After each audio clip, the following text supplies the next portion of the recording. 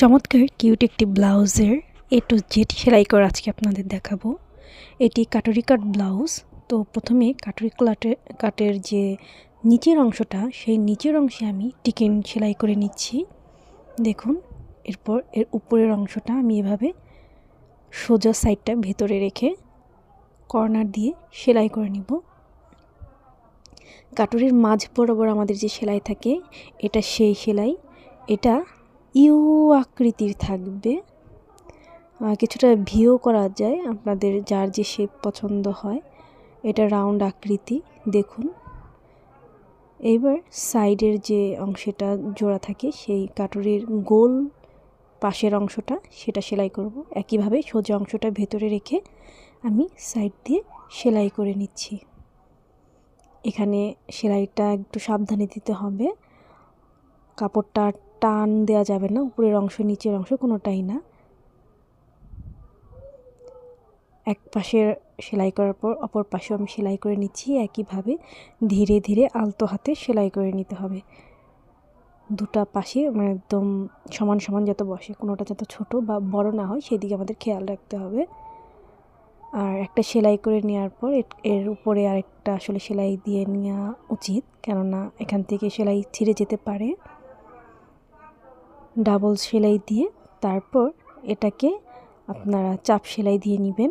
দেখুন, এই যে উল্টিয়ে আমি এটার উপর দিয়ে চাপ সেলাই করে নিচ্ছি ধীরে ধীরে। একদম সাইড দিয়ে এই সেলাইটা করে নিতে হবে, তাহলে শেপটা দেখতে আর অনেক বেশি সুন্দর হবে। উপর থেকে একদম নিচ অবধি সেলাই করে নিলাম। এবার বেল্ট জোড়া লাগাবো। দেখুন, বেল্টের যে কোনার অংশটা, সেই অংশটা বুকের বাটন বরাবর আসবে। তারপর এইভাবে আপনারা ধীরে ধীরে ধীরে ধীরে সেলাই করে নেবেন। এখানেও ঠিক একইভাবে কোনো কাপড় টান দেওয়া যাবে না, ছোট বড় যাতে না হয়, উভয় পাশে যাতে সমান হয়, মেজারমেন্টটা ঠিক রাখতে হবে। প্রথমে একটা সেলাই করে নেবেন, তারপর এটার উপর থেকে দুইটা চাপ সেলাই হয়, আপনারা জানেন। তো দেখুন, প্রথমে একদম কিনার দিয়ে ধীরে ধীরে ধীরে ধীরে আমি একটা প্রথম থেকে শেষ পর্যন্ত সেলাই করে নিব।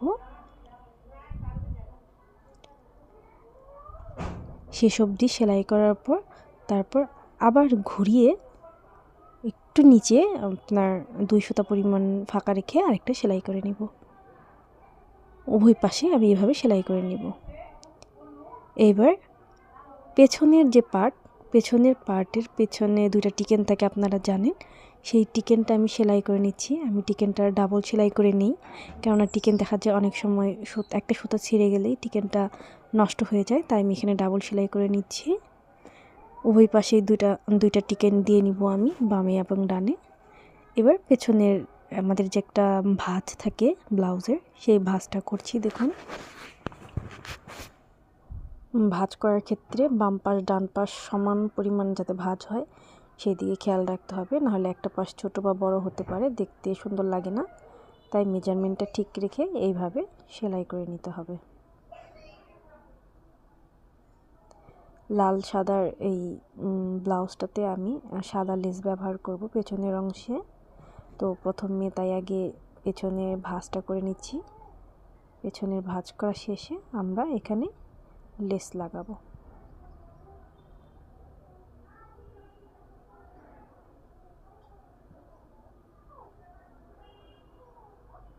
এবার ব্লাউজের সামনের অংশে আমাদের দুইটা যে বোতামের ঘর থাকে বা হুকের ঘর থাকে, সেটা তৈরি করব। দুইটা কাপড় ভাঁজ করে আমি এভাবে উপর থেকে নিচ অবধি সেলাই করে নিলাম। এবার কাপড়টা ভাঁজ করে উল্টিয়ে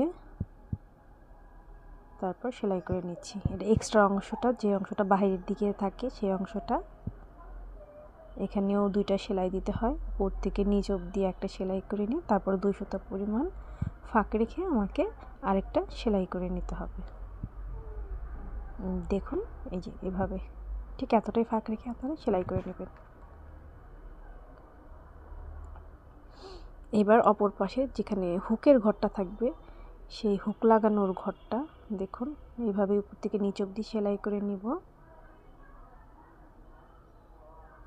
2 সুতা পরিমাণ ফাঁক রেখে তারপর ভাঁজ করব। এখানে যে জোড়ার অংশটা, সেই জোড়ার অংশটা নখ দিয়ে আগে ভাঁজটা বসিয়ে নিব, তারপর এটার উপর থেকে একটা চাপ সেলাই করে নিব।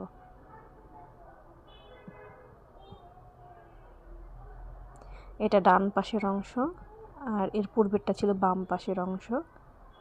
তো ডান পাশের অংশটা ঘুরিয়ে একদম ভেতর দিকে নিয়ে যাব, এখানে এক্সট্রা কাপড় থাকবে না। ভেতর দিকে নিয়ে যাওয়ার পর তারপর কাপড়টাকে ভাঁজ করে এখানে হুক লাগানোর যে ঘরটা, এখানে হুক বসবে, সেটা করব। একটু চিকন পরিমাণ করে নিব, এতে দেখতে সুন্দর হয়, শেপটা ভালো আসে। একইভাবে উপর থেকে নিচে অবধি ধীরে ধীরে এভাবে সেলাই করে নেব।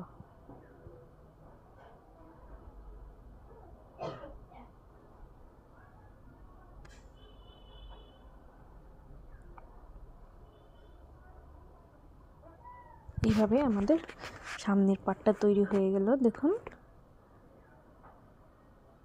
এবার আমরা জোড়া লাগাবো, কাঁধের অংশটা কাঁধ সেলাই করব উভয় পাশে, সোজা সাইডটা ভেতরে রেখে আমরা কাঁধ সেলাই করে নিব।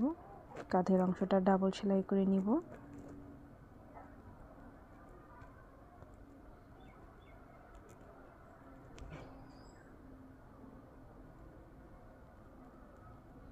এবার গলার অংশ সেলাই করব। এভাবে গলার অংশে যে পট্টি, সে গলার পট্টি দেওয়ার জন্য কোনা ইচ্ছা পরিমাণ করে কাপড় কাটবো, কোনাকুনি করে আসলে। তারপর এভাবে দেখুন জোড়া লাগাবো। এতে কাপড়টা হয় কি, যে গলা সেলাই করতে গিয়ে একটু বাড়ে কমে বা একটু রাউন্ড যে শেপটা, কাপড়টা সুন্দরভাবে গলাটা বসে, অন্য কাপড়ে সেটা হয় না, কেননা এটা একটু লুজ হয়। এভাবে আমি প্রথমে কয়েকটা খণ্ড কাপড় জোড়া লাগিয়ে নিব। জোড়া লাগানোর পর এটাকে দেখুন ভাঁজ করে তারপর এটার উপরে একটা সেলাই করে নিব। এই কাপড়টা টান দিলে অনেকটাই বলে, যার কারণে এটা গলায় ব্যবহার করলে ইউ শেপটা সুন্দর আসে। এই যে দেখুন, এখন দেখুন ইউ শেপটা অনুযায়ী আমি ধীরে ধীরে ধীরে ধীরে একটা সেলাই করে নিব, ফার্স্ট থেকে লাস্ট অবধি একদম কর্নার দিয়ে এভাবে ধীরে ধীরে সেলাই করে নেব।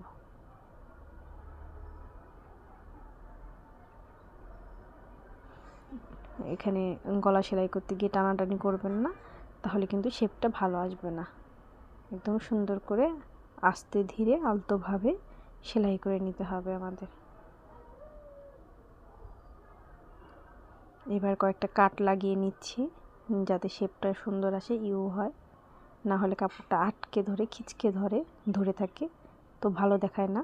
তাই কয়েকটা কাট করে নিব একদম রাউন্ড শেপটার চারিপাশেই।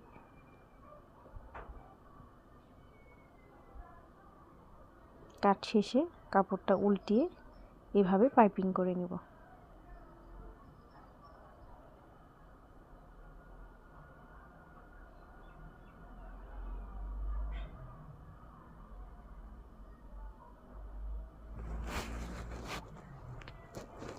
পাইপিংয়ের একদম সাইড দিয়ে আরেকটা সাদা লেস লাগিয়ে দিব। এটা গলার যে রাউন্ড থাকে সেই রাউন্ডে এই কাজটা বসবে। এভাবেই আমরা পুরোটা গলা এই লেসটা লাগিয়ে নিব ধীরে ধীরে। ব্লাউজের পেছনের নিচের অংশে একটা মোটা লেস লাগিয়ে নিচ্ছি, দেখুন।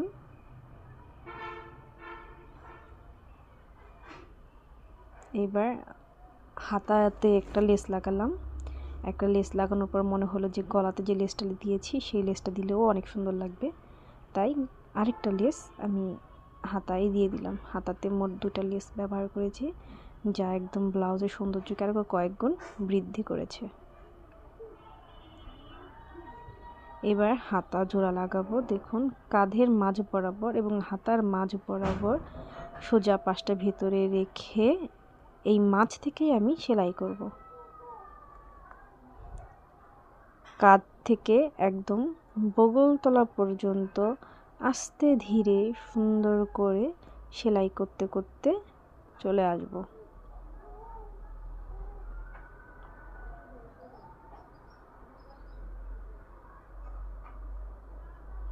বেশি টানাটানি করা যাবে না, তাহলে কিন্তু হাতাটা সুন্দরভাবে বসবে না, দেখতে বাজে লাগবে।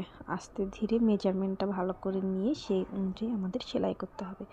লাস্ট অবধি সেলাই করার পর কাপড়টাকে ঘোরাবো, ঘুরিয়ে আবার সেই কাঁধ বরাবর মানে কাঁধ বরাবর সেলাই করতে করতে আসবো, কাঁধের অংশে আসবো।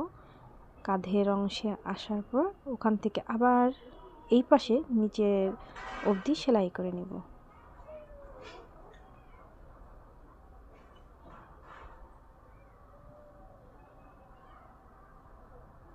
দেখুন সামনের অংশ এবং হাতার অংশ দুইটা একত্রিত করে তারপর ধীরে ধীরে ধীরে ধীরে আমি সেলাই করে নিচ্ছি। এখানে বেশি জোরে মেশিন চালালে সুতা ছিঁড়ে যাবে এবং ব্লাউজটার হাতা সুন্দরভাবে বসবে না, তাই এটা আমাদের সাবধানে রাখতে হবে। নিচ অবধি সেলাই করে আসার পর আবার ঘুরিয়ে সেলাই করে নিব একদম কাঁধ বরাবর পর্যন্ত।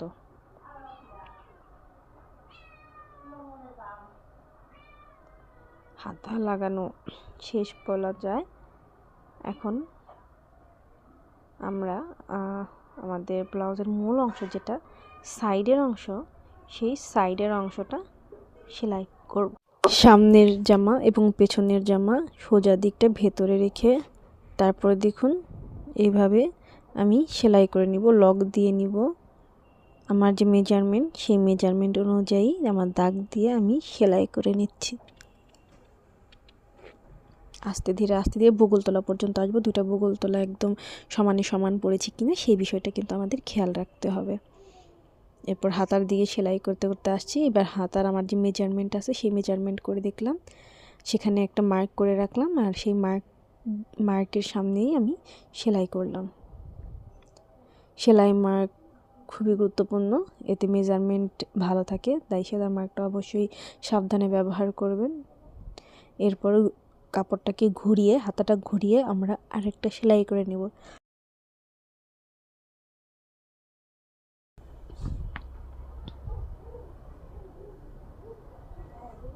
এইভাবে আমরা একদম উপর থেকে নিচ অবধি আবার চলে আসলাম। এখানে আমি সেলাইটা লক করে দিলাম। সামনে যে একটা ভাঁজ থাকে সেই ভাঁজটা করব। দেখুন এভাবে ভাঁজ করে আমি সেলাই করে নিচ্ছি।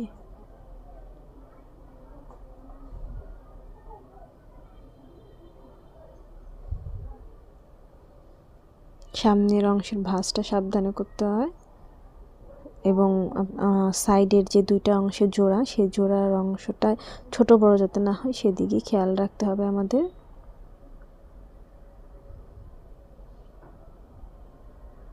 সেলাই করার পর তারপর সেলাই লক করে নিব। দেখুন ফাইনাল আমার ব্লাউজের লুকটা কতটা সুন্দর হয়েছে। লাল সাদার কম্বিনেশন সবসময় অসাধারণ,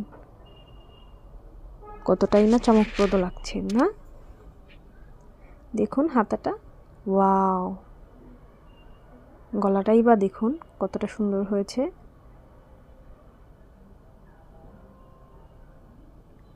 আপনাদের যদি আমার এই ধরনের কাজ ভালো লেগে থাকে প্লিজ আমার চ্যানেলটি সাবস্ক্রাইব করবেন এবং লাইক কমেন্ট শেয়ার করে অবশ্যই পাশে থাকবেন।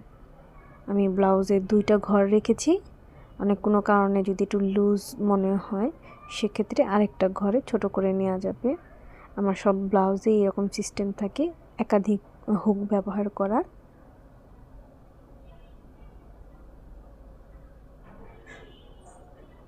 দেখুন, ধন্যবাদ সবাইকে।